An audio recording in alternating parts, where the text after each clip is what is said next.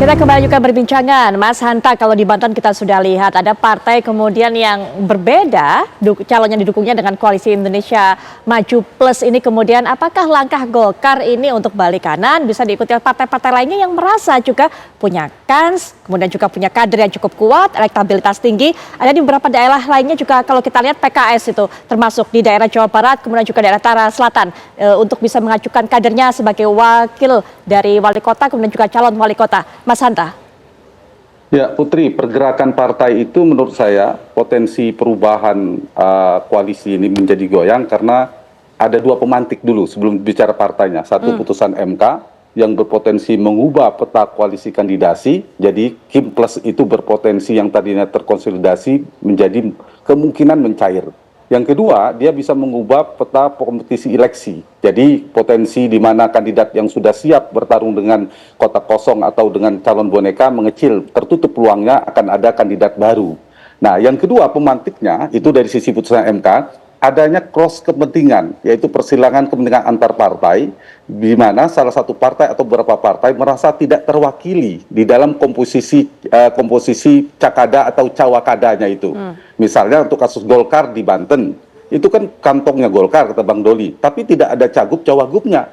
Begitu juga di Jawa Barat, PKS, kita tahu Jabar salah satu kantongnya PKS, tidak ada cagup cawagupnya yang sudah dibikin Kim melalui Deddy Mulyadi dan dengan wakilnya itu, sehingga ada titik temu dengan kawan lain.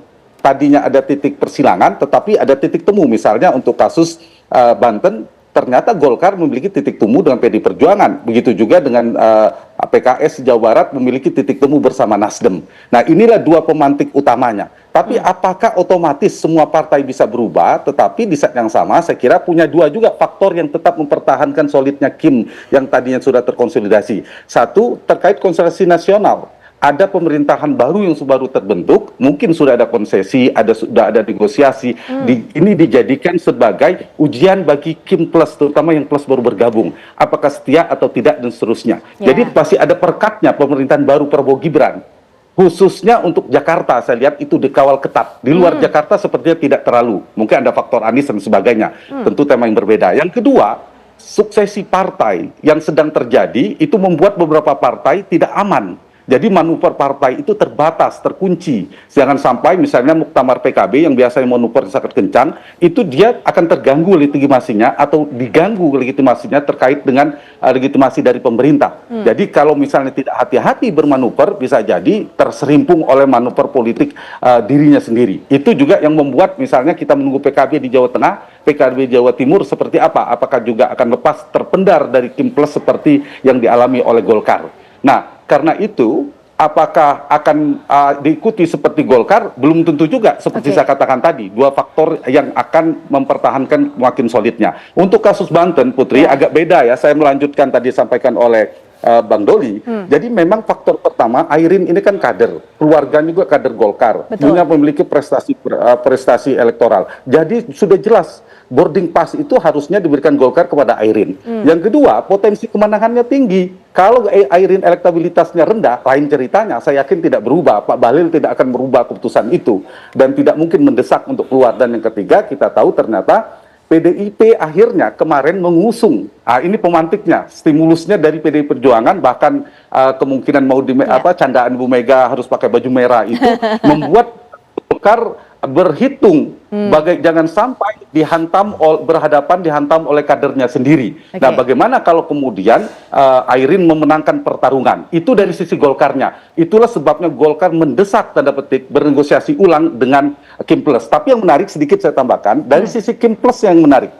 Kalau Kim Plus misalnya tidak berpecah, Golkar tidak dilepaskan dua, kekuatan oposisi akan terkonsolidasi bersama Airin. Airin akan menjadi simbol oposisi dalam konteks politik nasional. Dan yang kedua, kalau kemudian Airin memenangkan pertarungan, maka Kim Plus akan kalah. Beda ceritanya sekarang, Golkar sudah pergi, siapapun yang menang, Kim Plus tetap menang. Tidak bisa diklaim oleh kemenangan PD Perjuangan sebagai salah satu kekuatan oposisi yang paling resmi pada saat ini. Yes. Jadi dari sisi Kim Plus sebenarnya relatif aman. Kalau ternyata Airin yang menang, tidak dipermalukan Pak Prabowo, Pak Jokowi, Kim Plus dan sebagainya. Baik, Bang Ege, pandangannya kalau kita lihat koalisi Indonesia Maju Plus ini cuma solid hanya di Jakarta, sementara daerah lainnya terpecah, Bang Ege. Agak filosofis sedikit lah sebagai akademisi ya. Yang pertama digoyang, bimbang, melayang itu disonansi namanya dalam komunikasi politik. Kenapa bisa terjadi disonansi?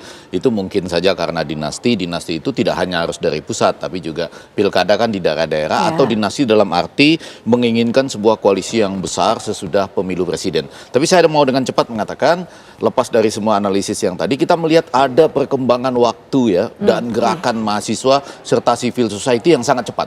Siapa yang pernah membayangkan teman-teman ini ya, tetap saya sebut sebagai teman-teman, di waktu rapat balik ya, untuk revisi undang-undang pilkada yang mendadak itu semuanya penuh dengan keyakinan loh sampai malam harinya. Betul. Begitu besoknya ada demo mahasiswa dan civil society, semuanya memberikan pernyataan, bukan cuma berubah. Kalau berubah sih oke, politik kan berubah. Tapi memberikan pernyataan, kami bersama mahasiswa dan kami bersama rakyat. Lah yang dalam ruangan DPR kemarin siapa? Itu kami siapa? Ya kan, jadi yang saya mau katakan adalah ini ada semacam disonansi. Hari ini tepat 54 hari dalam hitungan saya, kita akan memiliki presiden baru. Tentunya seluruh bangsa berharap ada presiden baru yang lebih baik. Dan terima kasih juga pada Pak Jokowi, nanti akan selesai. Mudah-mudahan jangan seperti yang dinyatakan di Kongres Nasdem oleh beliau itu. Pergi rame-rame gitu, datang rame-rame, tapi perginya atau pulangnya jangan ditinggal rame-rame katanya gitu ya. Nah, jadi artinya mudah-mudahan itu mulus. Nah, tapi yang mau saya katakan, saya yakin kok teman-teman di Golkar ini itu membaca gerakan mahasiswa, civil society, arus bawah yang ada di Banten. Nah, kemudian masuklah kita kepada apa yang disampaikan oleh baik Bang Doli, kemudian Ciko, dan kemudian juga Hanta Yuda tadi, bahwa ini bagaimana nih, coba. Saya tuh bingung sebetulnya dengan sampai saat ini ya, Kongres Golkar itu ya. Munas Golkar, Munaslup lah ya sebetulnya, tapi Munas Golkar, pergantian ketua umum, dan kemudian pada saat itu ada perubahan undang-undang pilkada, dan ketua Dewan Pembina Golkar, Bang Abu Rizal Bakri, sudah mengingatkan loh, ini harus dievaluasi semua loh, ini katanya betul nggak tuh? Dari depan panggung dia bilang, karena kita harus mati-matian, kata-katanya itu loh, mati-matian memperjuangkan orang Golkar, betul nggak? Ternyata terbukti sekarang, begitu ada arus bawah. Dan lihat di provinsi yang seperti itu, lepas dari keinginan ingin sebuah dalam tanda petik koalisi besar, enggak. Ada Airin yang kebetulan sudah, saya nggak terlalu yakin, nanti Ciko ya biar jawab. Itu bercanda beneran tuh yang merah hitam atau iya, Anda jangan juga jadi penumpang dalam tanda petik penumpang yang ikut belakangan aja gitu. PDIP-nya dapat apa gitu. Nah, itu baru kemudian kita nanti bicara banyak soal Jakarta tuh. Karena PDIP sekarang sudah belajar dari Banten. Betul sekali. Baik Bang Ege, nanti silakan ditanggapi Bang Doli dan juga Bang Ciko, tapi setelah jeda kami sudah kembali saat lagi.